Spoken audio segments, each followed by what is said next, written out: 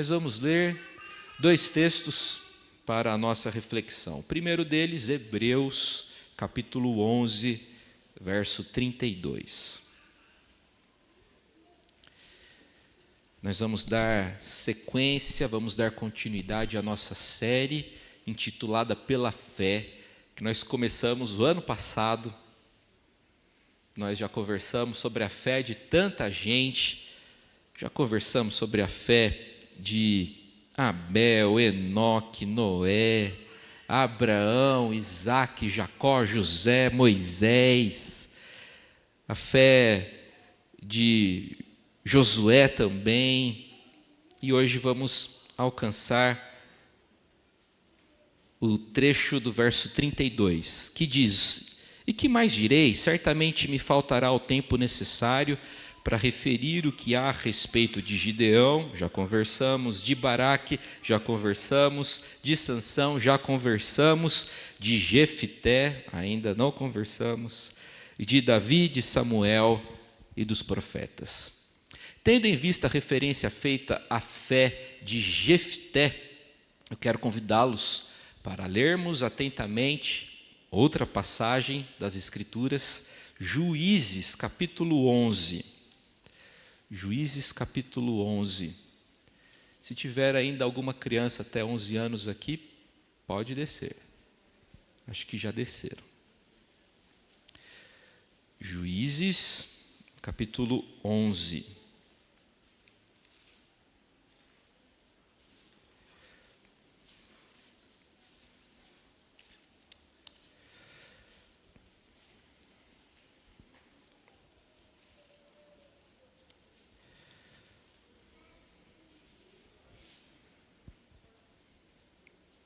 Nós vamos ler partes do capítulo 11, ok? Eu vou anunciando os trechos que serão lidos.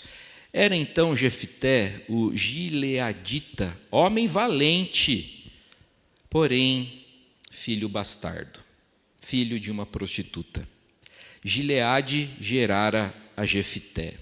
Também a mulher de Gileade lhe deu filhos, os quais, quando já grandes, expulsaram Jefité e lhe disseram: Não herdarás em casa de nosso pai, porque és filho de uma prostituta. Então Jefité fugiu da presença de seus irmãos e habitou na terra de Tobi, e homens levianos se ajuntaram com ele e com ele saíam. Passado algum tempo, pelejaram os filhos de Amon contra Israel.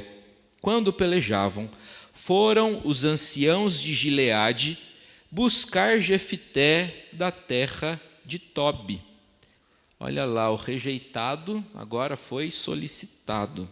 Porém, Jefité disse aos anciãos de Gileade: Porventura não me oferecestes a mim, ou melhor, não me aborrecestes a mim e não me expulsastes da casa de meu pai? Porque, pois, vindes a mim agora, quando estais em aperto? Responderam os anciãos de Gileade a Jefté: Por isso mesmo, tornamos a ti. Vem, pois, conosco, e combate contra os filhos de Amon, e sê nosso chefe sobre todos os moradores de Gileade. Então Jefité perguntou aos anciãos de Gileade: Se me tornardes a levar para combater contra os filhos de Amon, e o Senhor vos der a mim, então eu vos serei por cabeça? Responderam os anciãos de Gileade a Jefté: O Senhor será testemunha entre nós e nos castigará se não fizermos segundo a tua palavra. Então Jefté foi com os anciãos de Gileade, e o povo o pôs por cabeça e chefe sobre si, e Jefté proferiu todas as suas palavras perante o Senhor em Mispa.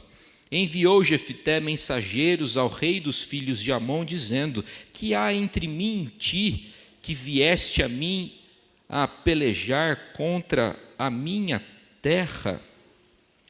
E aí, nós vamos dar um salto para o verso 28. Jefté tentou encontrar uma solução diplomática para evitar o confronto, mas não deu certo. Verso 28. Porém, o rei dos filhos de Amon não deu ouvidos à mensagem que Jefté lhe enviara. Então o Espírito do Senhor veio sobre Jefté, e atravessando este por Gileade e Manassés, passou até Mispa de Gileade, e de Mispa de Gileade passou contra os filhos de Amon. Fez Jefté um voto ao Senhor e disse: se com efeito me entregares os filhos de Amon nas minhas mãos, quem primeiro da porta da minha casa me sair ao encontro, voltando eu vitorioso dos filhos de Amon, esse será do Senhor. Eu o oferecerei em holocausto, aquela modalidade de sacrifício onde a vítima é completamente queimada. Assim, Jefté foi de encontro aos filhos de Amon, a combater contra eles, e o Senhor os entregou nas mãos de Jefté. Este os derrotou desde Aroer até as proximidades de Minite, 20 cidades ao todo, e até Abel-Queremim, e foi muito grande a derrota. Assim foram subjugados os filhos de Amon diante dos filhos de Israel. Repare como o relato sobre a vitória é econômico. O capítulo é grande, mas em poucos versos já se trata sobre a vitória. Vindo, pois, Jefté a Mispa, a sua casa, saiu-lhe a filha ao seu encontro, com adufes e com danças, e era ela filha única, não tinha ele outro filho nem filha. Quando a viu, rasgou as suas vestes e disse: ah, filha minha, tu me prostras por completo, tu passaste a ser a causa da minha calamidade, porquanto fiz voto ao Senhor e não tornarei atrás. E ela lhe disse: pai meu, fizeste voto ao Senhor, faze, pois, de mim, segundo o teu voto, pois o Senhor te vingou dos teus inimigos, os filhos de Amon. Disse mais a seu pai: concede-me isto, deixa-me por 2 meses, para que eu vá e desça pelos montes e chore a minha virgindade, eu e as minhas companheiras. Consentiu ele. Vai. E deixou-a ir por 2 meses. Então se foi ela com as suas companheiras e chorou a sua virgindade pelos montes. Ao fim dos 2 meses tornou ela para seu pai, o qual lhe fez segundo o voto por ele proferido, holocausto. Assim, ela jamais foi possuída por varão. Daqui veio o costume em Israel, de as filhas de Israel saírem por 4 dias, de ano em ano, a cantarem em memória da filha de Jefté, o Gileadita. O livro de Juízes foi organizado a partir do seguinte esquema: pecado, castigo, conversão, salvação. Esse esquema, que possui 4 tópicos, está presente em todo o livro de Juízes: pecado, castigo, conversão, salvação. Não é diferente nessa história que descreve para nós a opressão dos filisteus e amonitas sobre Israel e a posterior libertação sob a liderança do juiz Jefté. Os israelitas, mais uma vez, adoraram ídolos. De novo, Israel se comprometeu com a idolatria, conforme o registro do verso 6 do capítulo 10. Verifique lá. Tornaram os filhos de Israel a fazer o que era mal perante o Senhor, e serviram aos Baalaíns, conta aí, e a Astarote, e aos deuses da Síria, e aos deuses de Sidom, de Moabe, dos filhos de Amon e dos filisteus, 7 divindades. E deixaram o Senhor e não o serviram. O povo se comprometeu com a idolatria de novo, e aquele ciclo triste, deprimente, recomeçou. Deus, irado justamente com a idolatria, entregou Israel nas mãos dos filisteus e dos amonitas, conforme lemos no verso 7. O termo entregar, no hebraico, comunica a ideia de vender. Quando você vende o seu carro para outra pessoa, o novo dono faz o que quer com o carro. Deus vendeu Israel para os filisteus e para os amonitas, de sorte que eles puderam fazer o que queriam com o povo de Israel.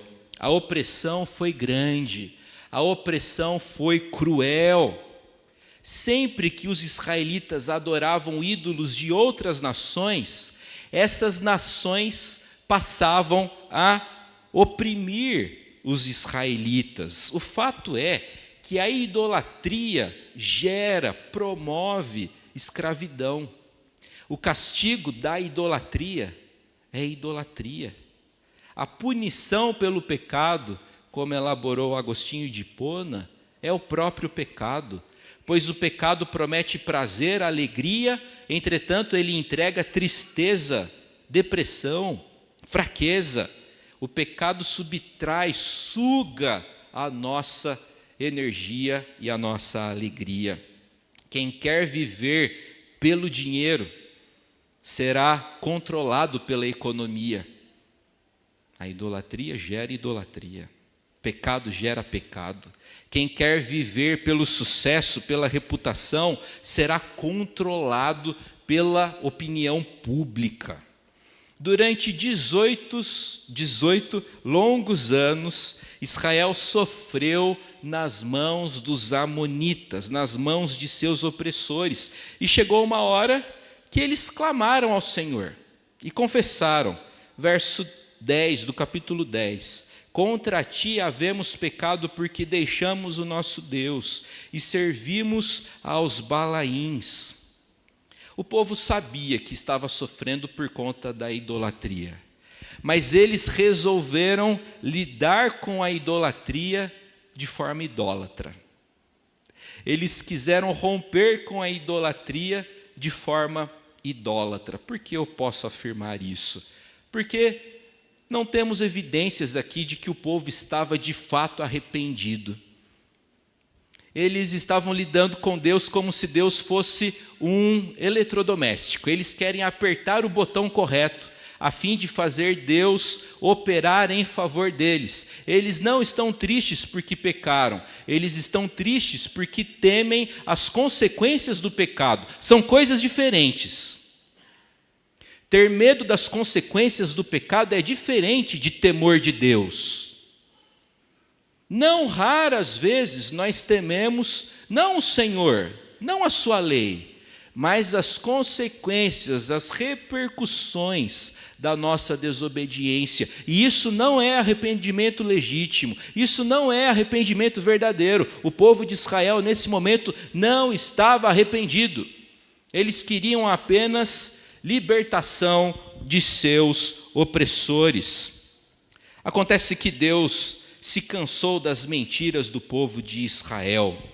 Deus não os perdoou imediatamente. Deus lembrou Israel de todas as vezes em que Ele os libertou dos opressores e eles voltaram a práticas idólatras. Com um tom de sarcasmo, Deus sugere que o povo vá buscar refúgio em outros deuses. Veja lá verso 14 do capítulo 10. Ide e clamai aos deuses que escolhestes, eles que vos livrem no tempo do vosso aperto. O povo não estava arrependido, porque o arrependimento verdadeiro, o arrependimento legítimo, implica em pelo menos 3 movimentos.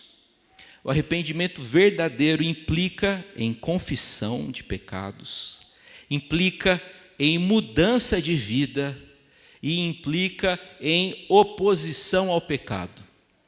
Como saber se o arrependimento é verdadeiro? Se esses 3 movimentos estão presentes em mim. Confissão, mudança verdadeira e oposição ao pecado. O povo não tinha se arrependido. Eles tentaram apenas apertar os botões certos. Só que essa recusa inicial do Senhor mexeu com eles. Essa recusa inicial do Senhor mexeu com o povo, de sorte que eles se arrependeram de verdade, a ponto de formularem um novo e diferente pedido. Veja lá verso 15: temos pecado, faze-nos tudo quanto te parecer bem, porém, livra-nos ainda esta vez, nós te rogamos. O pedido é diferente. O povo mudou. Antes eles estavam concentrados neles mesmos. Agora o povo de Israel admite que Deus não tem compromisso nenhum com eles. Eles imploram por graça e por misericórdia. E o arrependimento genuíno levou Deus a intervir. A verdade é que o Senhor não rejeita o humilde, como lemos há pouco. O Senhor não rejeita um coração contrito, um coração compungido, como declara o Salmo 51, verso 17. Coração compungido e contrito, não o desprezarás, ó Deus. No 18º ano da opressão dos amonitas contra Israel, o exército dos amonitas se reuniu para efetivamente lutar contra Israel. Os filhos de Amon se reuniram para a guerra em Gileade. Diante daquela grave ameaça, os israelitas se reuniram para a batalha em Mispa, todavia, não havia um líder. Não havia alguém para liderar. Não havia um comandante, não havia um general. E é nesse contexto de lacuna na liderança de Israel, de vazio na liderança de Israel, que o autor habilmente introduz o nome daquele que será o líder das forças de Israel. Seu nome, Jefté. Eu quero conversar com vocês hoje a respeito desse homem, Jefté, um líder provável e improvável ao mesmo tempo. Por que provável? Porque ele aprendeu a arte da guerra. Improvável, porque ele não nasceu em berço de ouro. Tinha tudo para dar errado esse cara, mas Deus transformou a vida dele e usou ele para o bem de seu povo. Em primeiro lugar, nós reparamos que Jefté foi rejeitado e solicitado. Jefté aparece na história sendo descrito como homem valente, porém filho de prostituta.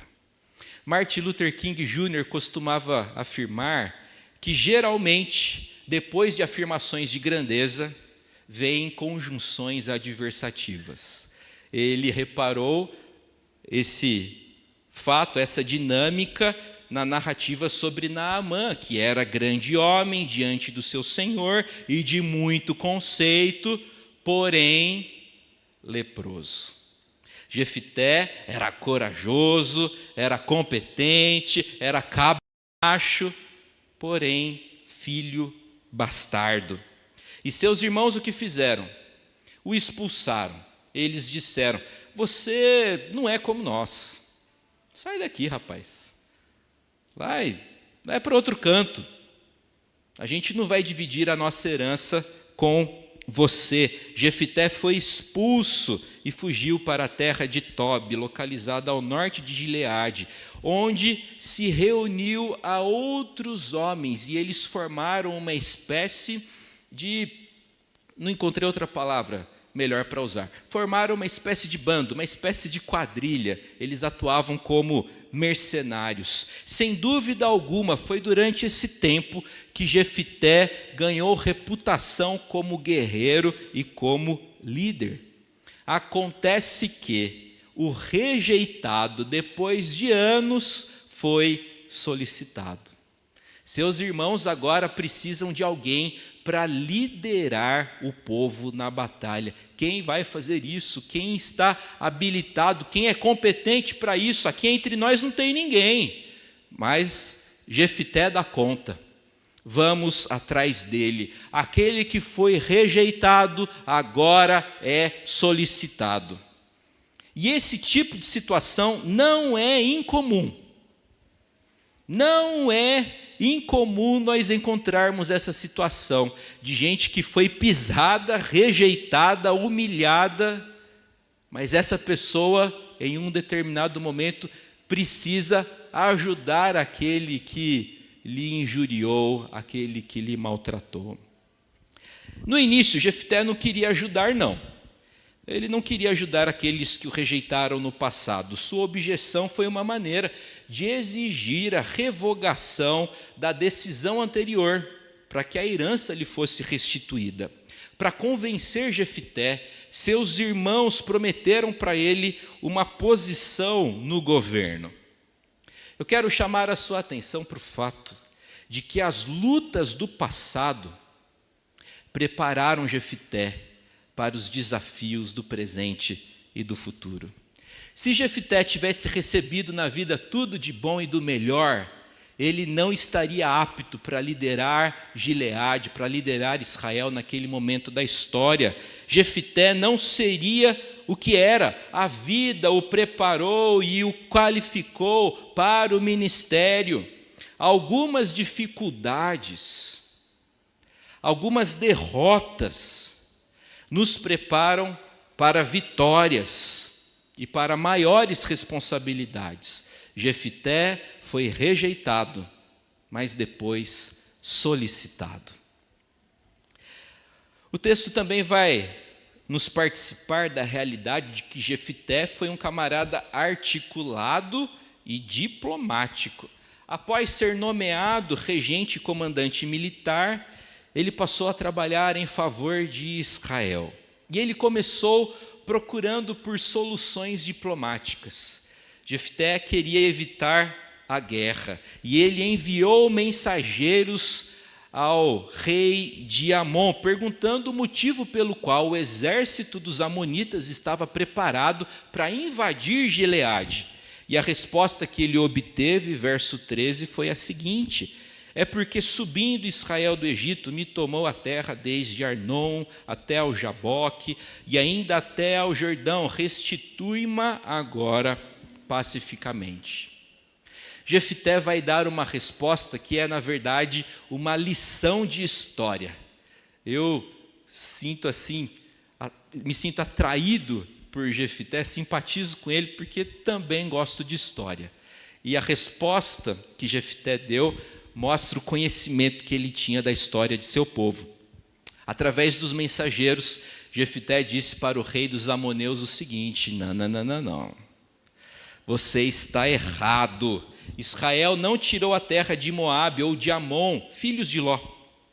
Quando os israelitas saíram do Egito, eles chegaram a Cádiz, onde pediram permissão aos reis de Edom e Moabe para atravessar suas terras. O pedido foi negado. Israel precisou circuncidar suas terras e continuou sua viagem para o leste. Quando se aproximou do reino de Seom, o amorreu, pediram permissão para atravessar suas terras, mas ele recusou o pedido e aproveitou o momento para atacar Israel. Israel não procurou briga, Israel precisou se defender. E ao se defender, Israel obteve vitória sobre os inimigos. Então, Jefté participou, o rei dos amoneus, a respeito desse fato. Nós não iniciamos guerras contra os povos do leste, apenas nos defendemos, apenas contra-atacamos e saímos vitoriosos. Porém, o esforço diplomático não deu certo. Verso 28, o rei dos filhos de Amon não deu ouvidos à mensagem que Jefté lhe enviara. Quando a diplomacia se esgotou, a guerra foi inevitável. Terceiro movimento do texto: Jefté, homem desconfiado e precipitado. Verso 28, então o Espírito do Senhor veio sobre Jefté e passou contra os filhos de Amon. Até agora, tudo parece maravilhoso. O povo estava em aperto, clamou a Deus, Deus ouviu o clamor e vai libertá-los. Maravilha! No entanto, como aconteceu no ciclo de Gideão, a capacitação do Espírito não garante fé, tampouco anula as características, a vontade humana automaticamente. Jefté ainda não tinha certeza da vitória. E para se garantir, ele quis barganhar com Deus. E considerando a influência da religião estrangeira, ele fez um voto. Quer saber? Para garantir a vitória, eu vou oferecer em holocausto o primeiro que me encontrar após o meu retorno na condição de vitorioso. Se eu fizer isso, certamente Deus vai me abençoar. Não havia nada de errado em prometer um sacrifício em troca da intervenção divina. O problema é que Jefté estava disposto a sacrificar até mesmo um ser humano. E Deus nunca pediu isso. Deus nunca pediu isso. Deus nunca se agradou disso. Em decorrência de sua falta de confiança em Deus, de precipitação e de falta de conhecimento da lei de Deus, Jefté fez um voto do qual vai se arrepender amargamente. E aí alcançamos o quarto e último movimento do texto e da nossa reflexão. Jefté vitorioso e derrotado. O texto nos informa de maneira muito rápida, de maneira muito econômica, a respeito da vitória que Jefté obteve sobre os amonitas. E o texto descreve o que aconteceu depois, verso 34. Vindo, pois, Jefté a Mispa, a sua casa, saiu-lhe a filha ao seu encontro com adufes e com danças. E era ela a filha única, não tinha ele outro filho nem filha. O que me impressiona nesse texto é que fora de casa, Jefté era um grande vencedor. Mas ao chegar em casa, ele tornou-se um grande derrotado. Jefté perdeu fora de casa, ou melhor, Jefté ganhou fora de casa e está prestes a sofrer uma grande perda dentro de casa. Deus me livre disso.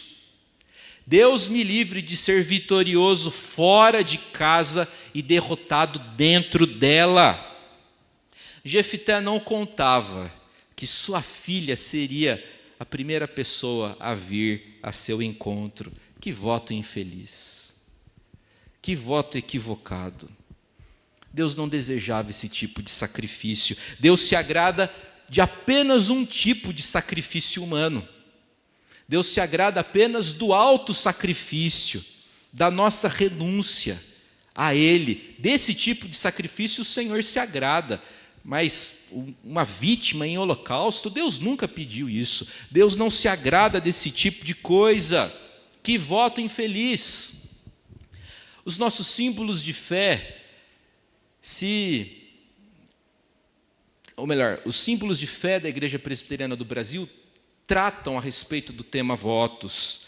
Na 7ª sessão do capítulo 22 da Confissão de Fé de Westminster, encontramos o seguinte registro: ninguém pode prometer fazer alguma coisa que esteja proibida na palavra de Deus, ou que impeça o cumprimento de algum dever nela ordenado, nem o que não está em seu próprio poder cumprir, e para cujo cumprimento não tenha nenhuma promessa, e nem capacidade da parte de Deus.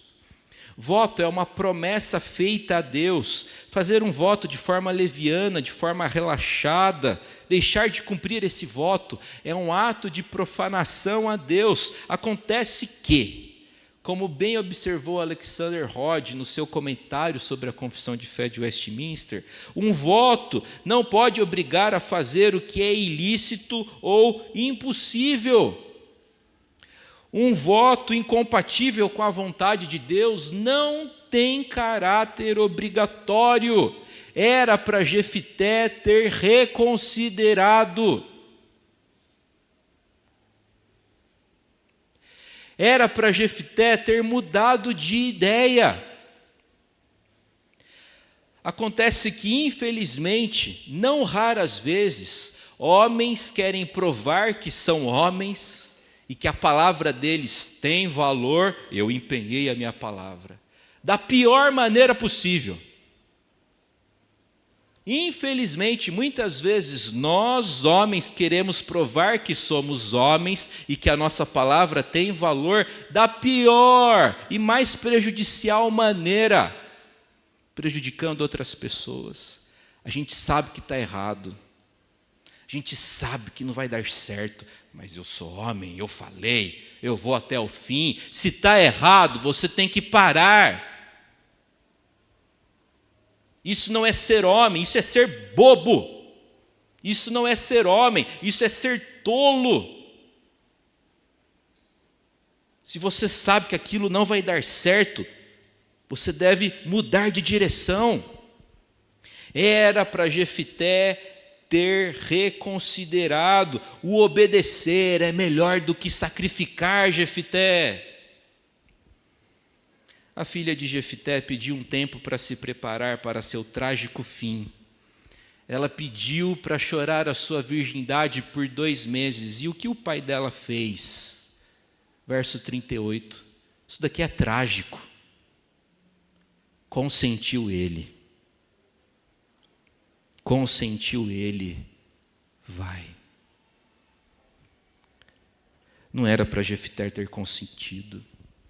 Era para ele ter mudado, e infelizmente tem muitos filhos e filhas se perdendo com o consentimento dos pais.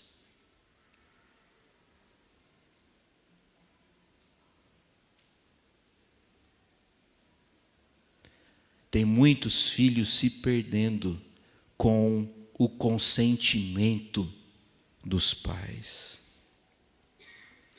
Em Cristianismo Puro e Simples, C.S. Lewis fez uma afirmação interessantíssima que eu queria dividir com vocês.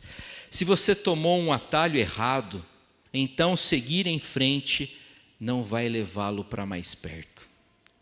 Se você estiver no caminho errado, o progresso significará dar meia volta e retornar ao caminho certo. Como é que a gente avança quando a gente se conscientiza de que estamos errados? É continuando do mesmo jeito? Não, é dando meia volta e recomeçando. Era para Jefité ter feito isso, não fez. Ao que parece, ele ofereceu a sua própria filha em sacrifício, em holocausto. Não foi ao Senhor, porque o Senhor não pediu isso. Só que o silêncio de Deus nessa passagem incomoda a gente, não é mesmo? Eu gostaria que nesse relato Deus dissesse para Jefité: não sacrifique a sua filha, como aconteceu lá no Monte Moriá com Abraão. Não faça isso. Mas isso não aconteceu. O silêncio de Deus não deve ser interpretado no sentido de que ele exigiu o cumprimento do juramento, ou de que ele aceitou, ou de que ele se agradou do sacrifício. O fato de Jefité ter sacrificado não significa que Deus quis aquilo, tampouco que Deus considerou aquele ato como algo aceitável. Deus concede aos seres humanos liberdade e permite que a gente lide com as consequências e com as repercussões dos nossos atos. A lição a ser assimilada aqui é a lição da responsabilidade humana. Nossos atos vão repercutir. Nossos atos têm consequências. A lição a ser assimilada é da responsabilidade que temos em relação às nossas decisões, escolhas e condutas.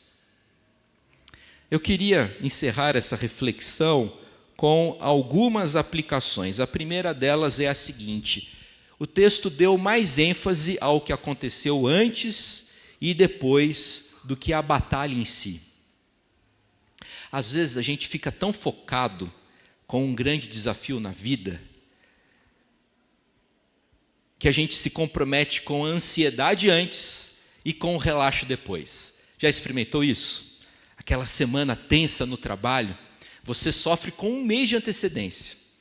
1 mês você fica lá sofrendo, ansioso, remoendo, aí passou o desafio, você fica relaxado.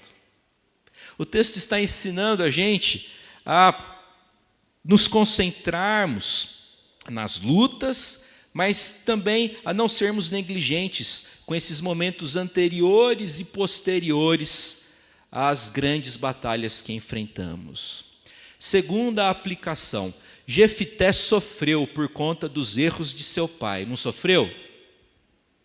O comecinho do capítulo 11 diz para a gente que ele não era filho legítimo de Gileade, ele era um bastardo. Tipo Jon Snow, lá de Game of Thrones, quem assistiu, eu gostava muito. Jefté sofreu em virtude dos erros de seu pai. E repare, sua filha vai sofrer por conta dos seus erros. Olha que coisa feia. Eu não quero que os meus filhos sofram por conta das minhas más escolhas, eu quero que eles sejam abençoados. Mas se as minhas escolhas forem incorretas, eles vão sofrer.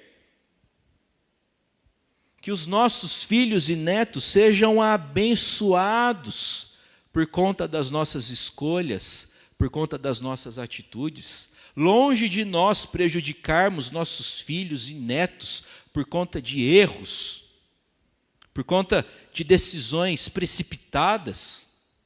Longe de nós. Terceira aplicação, muitos pais, infelizmente, dizem aos filhos aquilo que Jefité disse para sua filha. Por mais que ela não fez nada de errado, quando Jefité diz, tu passaste a ser a causa da minha calamidade, isso daqui nos conduz a pensarmos naqueles pais e mães que sofrem por conta de más escolhas de seus filhos. Filho, filha, honre seu pai e sua mãe. Não seja a causa do desgosto dele, dela. Não seja você a causa da calamidade de seus pais. Quarta e última aplicação. Deus usou Jefité, apesar de Jefité. E Deus fez isso com todos os juízes. Cá entre nós, quando nós lemos o livro de Juízes, os juízes não nos encantam tanto. Porque eles erraram demais. A lição a ser assimilada aqui é que o poder de Deus se aperfeiçoa na fraqueza. Deus revelou sua força através desses camaradas imperfeitos. E se Deus fez isso com eles, imperfeitos, Deus pode fazer isso com a gente também.